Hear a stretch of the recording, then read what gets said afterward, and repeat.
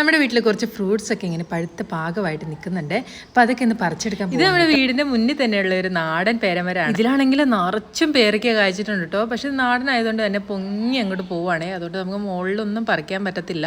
അതുകൊണ്ട് ഞാനൊരു കമ്പ് അങ്ങ് വെട്ടിച്ചടിച്ചിട്ടോ. അതിലിഷ്ടംപോലെ പേരയ്ക്ക ഉണ്ടായിരുന്നു. ഒരു കമ്പിൽ നിന്ന് തന്നെ ഇത്രയും പഴുത്ത പേരയ്ക്ക കിട്ടിട്ടോ. പിന്നെ പച്ച കുറേ കിടപ്പുണ്ടായിരുന്നു. എത്രയൊക്കെ വെറൈറ്റി പേരയ്ക്ക വന്നാലും നമ്മുടെ നാടൻ പേരയ്ക്ക് തന്നെയാണ് കേട്ടോ ടേസ്റ്റ്. പിന്നെ ഇത് നമ്മുടെ ഡ്രാഗൺ പ്ലാന്റിൽ 2 ഡ്രാഗൺ ഫ്രൂട്ട് ഇങ്ങനെ പഴുത്ത പാകമായിട്ട് നിൽക്കുന്നുണ്ടായിരുന്നേ. അതിൽ ഒരെണ്ണം നല്ല വലുപ്പം ഉണ്ടായിരുന്നു, പിന്നെ ഒരെണ്ണം കുറച്ച് ചെറുതായിരുന്നു കേട്ടോ. അപ്പോൾ അതും കൂടെ പറിച്ചെടുത്തിട്ടുണ്ട്. പിന്നെ ഇതാ നമ്മുടെ റംബുട്ടാനിൽ കുറച്ച് കാ കിടപ്പുണ്ടായിരുന്നു. കുറച്ചെന്ന് പറഞ്ഞാൽ തീരെ കുറച്ചേ ഉള്ളൂ, 4-5 കൂടെ ഉള്ളൂ കേട്ടോ. അത് തീർന്നു കേട്ടോ, ഇനിയില്ല അതിൽ. അപ്പം ഇക്കൊല്ലം ആദ്യമായിട്ട് കായ്ച്ചുകൊണ്ട് കുറച്ചാണ് കേട്ടോ അതിൽ കായ്ച്ചുള്ളൂ. അപ്പോൾ ഇതാ ഇന്ന് വീഡിയോ എടുക്കാൻ പോയപ്പോൾ മോളാണ് കേട്ടോ മുന്നിട്ട് വന്ന് ഞാൻ ചെയ്യാമേ, ഞാനതെല്ലാം പറിച്ച് കാണിച്ചു കൊടുക്കുക എന്നൊക്കെ പറഞ്ഞുകൊണ്ട് അവളാണ് കേട്ടോ എല്ലാം ചെയ്ത്. പേരയ്ക്ക മുറിച്ച് കഴിച്ചിട്ട് നല്ല ടേസ്റ്റ് ഉണ്ടെന്ന് പറയുമായിരുന്നേ. പിന്നെ ഇതാ നമ്മുടെ ഡ്രാഗൺ ഫ്രൂട്ട്, അത് നല്ല റെഡ് ഇതുണ്ടോ, നല്ല ഡാർക്ക് പിങ്ക് കളറിലുള്ളതാണ് കേട്ടോ.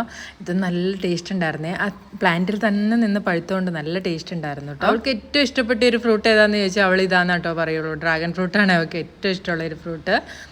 പിന്നെ റംബുട്ടാനും ഇഷ്ടമാണ് കേട്ടോ. അപ്പോൾ ഇതാ റംബുട്ടാൻ ഇപ്രാവശ്യം കുറേ തിന്നു കേട്ടോ. മമ്മിയുടെ വീട്ടിലൊക്കെ പോയപ്പോഴാണെങ്കിലും കുറേ ഉണ്ടായിരുന്നു, ഇഷ്ടംപോലെ കഴിച്ചിട്ടുണ്ട്. നമ്മുടെ വീട്ടിൽ കുറച്ച് കുറവായിരുന്നേ.